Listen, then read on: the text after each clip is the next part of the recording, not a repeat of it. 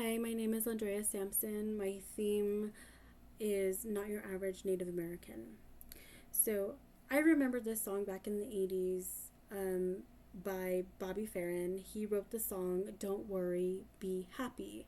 It relates to an individual who is faced with unforeseen circumstances beyond their control.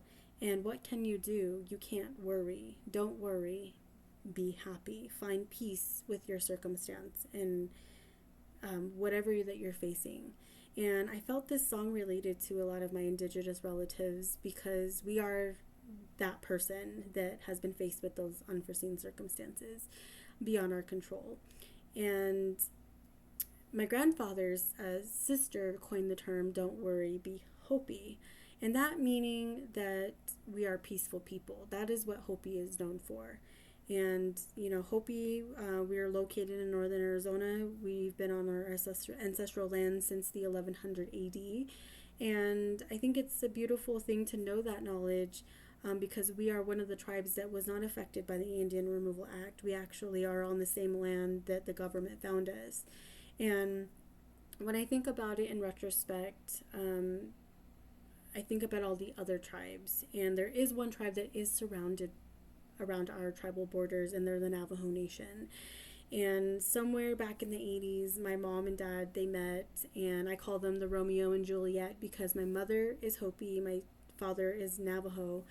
And these two cultures have indifferences and disputes with one another, and they're almost like rivals. And that's kind of like how Romeo and Juliet were. So I identify as a Hopi woman and a Hopi woman and a Navajo woman, because that's who I am, and I'm never going to pick one or the other. I'm both. And with these cultural indifferences, I've learned to understand that these are my strengths, and how I use them has helped me provide and be a resource to both of these cultures and the community at large. So it's shaped my life. And with these three objects, the first object is obviously the slogan, Don't Worry, Be Hopi. Finding peace in what I'm not able to control, in the unforeseen circumstances that I am faced with at times, especially when I'm a millennial and I've lived on tribal lands, lived off tribal lands, been exposed to other communities and cultures where I've been able to adopt diversity values and understand and respect other people's cultures and their opinions and what they believe and where they come from, and have some sort of peace with them. I've also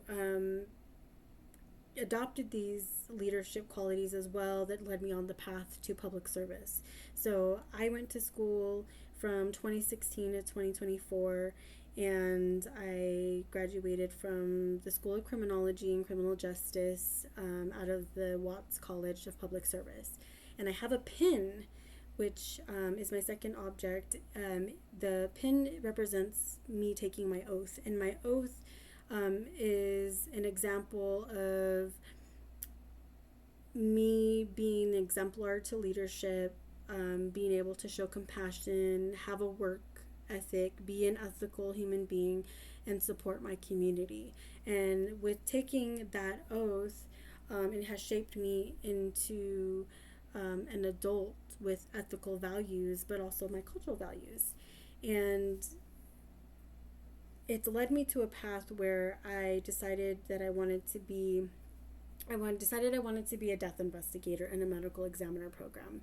And this leads me to my third object, which is a sign. And I remember this sign because it was put above this autopsy door. I was getting ready.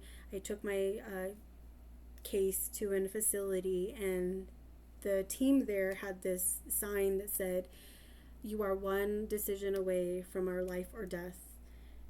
Make good choices."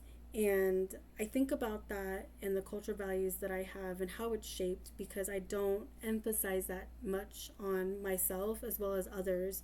So I have learned to accept the way people live their lives, but also I want to be that public servant that encourages to make good decisions, because I can see what people have been faced with in death. And I think having that peaceful knowledge, don't worry, be hopey, has definitely helped me in some trying moments, especially seeing very tragic events happen to people, making decisions that are beyond their control, and then being able to come and have peace with that as well. I think that's the true meaning of being a peaceful person, is you're willing to educate, you're willing to accept, you're willing to be supportive. But that is knowing my true self.